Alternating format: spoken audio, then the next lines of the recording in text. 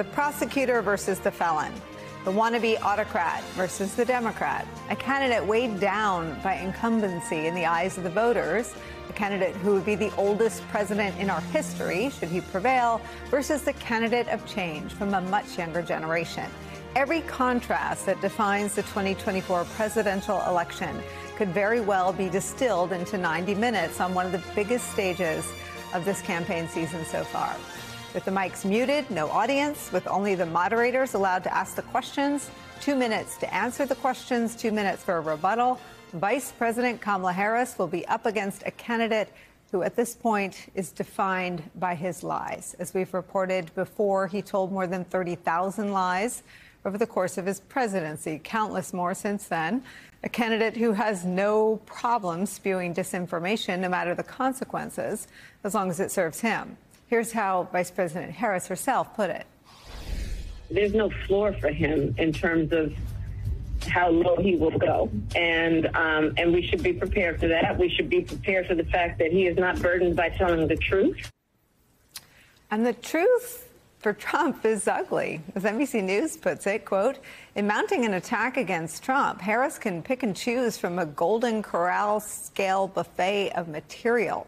There was Trump's role in the January 6th riot at the Capitol. There's his criminal conviction in Manhattan this year for falsifying business records, or his 2022 contention that the Constitution's provisions can be terminated because of what he baselessly claimed was widespread voter fraud in his re-election bid. Trump would later write a post denying that he wanted to do away with the Constitution. And that short list, it's the tip of the iceberg when it comes to the ex-president's record in public life. And any attempt by the vice president to bring up the facts could be met by another dynamic that has emerged in this campaign ever since Kamala Harris became the Democratic nominee. And that is deeply personal and sexist and racist attacks against her from Donald Trump. The New York Times reports that Team Trump worries that he, quote, won't be able to contain his animosity toward Ms. Harris. Can you blame them for worrying? This is what happened the last time he debated a woman. My Social Security payroll contribution will go up, as will Donald's, assuming he can't figure out how to get out of it. But what we want to do is to replenish the Social Security trust. Let's stop here, though, and add the final dimension. Think about that quote I read from a Trump aide speaking to the New York Times, that Trump, quote, won't be able to contain himself. That, in and of itself, should be enough information for all of us. He's running to be the leader of the free world, the holder of the nuclear codes. And we have his impulse control being questioned by his own team of advisors on the pages of today's New York Times. Tonight's an inflection point for us, the voters. Will we watch this confrontation and judge it with clear eyes?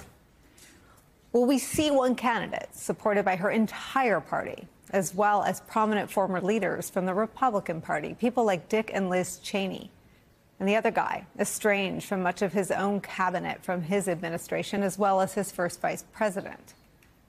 Will we see clearly that no matter what one guy says about the 2024 election, he's already told his own voters that they don't ever have to vote again? Will we hold each participant to the same standard tonight? Will we entertain policy discussions if both candidates can't declare on this stage tonight what the actual results of the last election really were? Will we watch with confidence and conviction, or with fear? That fear that the bully and his enablers want us to feel.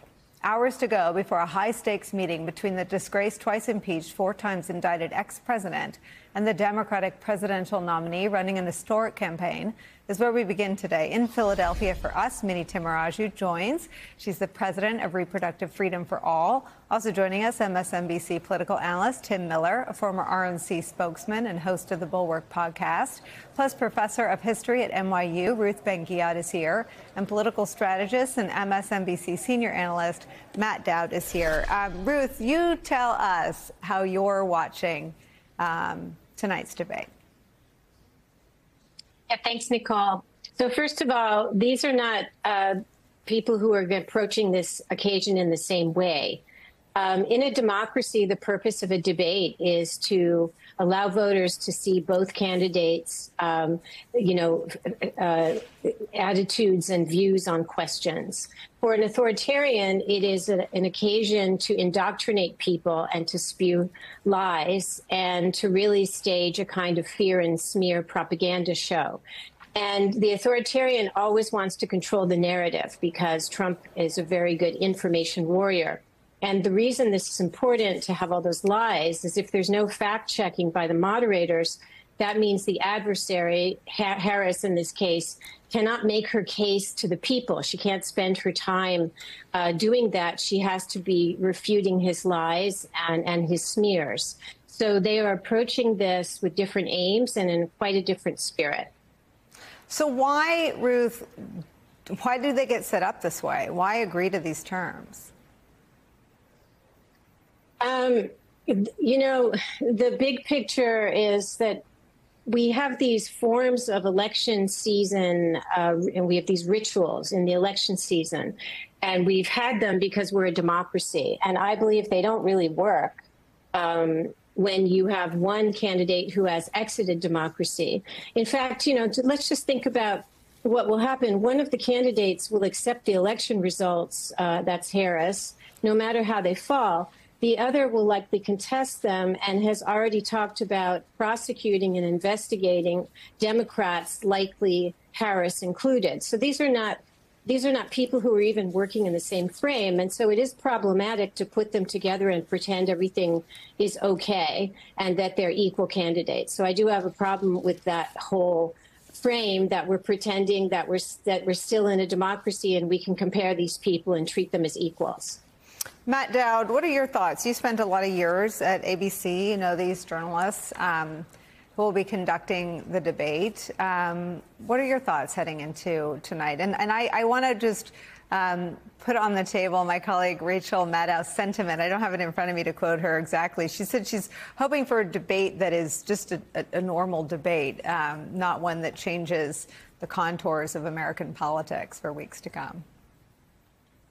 Well, I disagree with Rachel on that. I'm hoping for a debate that solidifies the dynamics of this race in the positions that they're in, as opposed to it's just voters throw up their hands and say, well, it doesn't matter either one or the other. It doesn't matter, which is, I think the former is going to happen. I think it's going to solidify the position of Harris having a lead in a very contested race in this.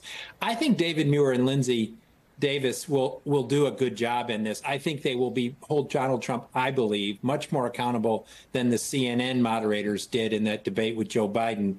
Though I agree with what Ruth just said, it's very difficult when you're going to get this torrent of lies by Donald Trump to try to confront that in the midst of also trying to present what you want to present in as a candidate for Harris in this. What I think she will probably do, and I don't know this, and this is what I would recommend, but I think she's smart and she'll probably do, is you don't have to attack every single lie he tells, but I think at moments and times you have to pick certain lies and basically say, so many lies, so little time, let me deal with two of them.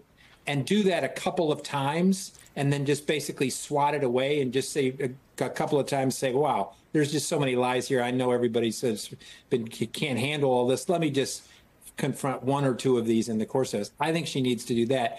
I don't think this debate, and you know this, Nicolle, having been through this, is as much about how one candidate enunciates policy specifics as it is the values they convey to the American voter.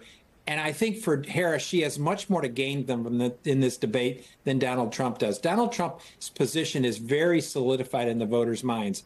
Favorable, unfavorable, voters dislike him, a majority dislike him. He can't change that dynamic much. The person who can change the dynamic, I think, is much more Vice President Harris in this. And I think she does that by coming across as both simultaneously strong and empathetic in the course of this. And she can do that by enunciating policies and using policies to show she's strong and can do what the American public wants, as well as relate to average Americans. But I also think she needs to show her strength in confronting Donald Trump, not throughout the hour and a half, But at certain key moments, she needs to confront Donald Trump, more so to build up her own stake than to obviously hold Donald Trump accountable in the voters' mind. And your point about the upside for her is that he walks in as known by everybody.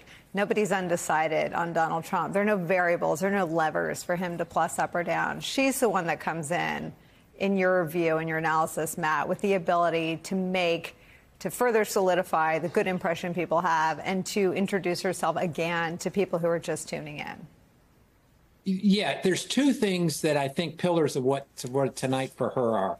The first one is she's got to maintain the enthusiasm advantage that Democrats have over Donald Trump, which is significant. Democrats did not have an enthusiasm advantage in 2020. They did not have an enthusiasm advantage in 2016.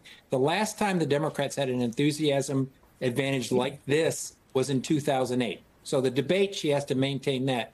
But the group of voters, which is only about 5 or 6% of the country, that's either undecided or soft Harris supporters or soft Trump supporters, that group already dislikes Donald Trump. They are looking for a reason to go and solidify with Vice President Harris. They already dislike Donald Trump. They don't want to vote for Donald Trump. And so all they're looking for is something to hang their hat on that the vice president, and to me, it's both a quality of strength and a quality of empathy. And if she conveys those, then I think she solidifies her support. But one thing I want people to keep in mind, solidifying your support in the aftermath of this debate means that you maintain a 3 or 4% lead. That's it.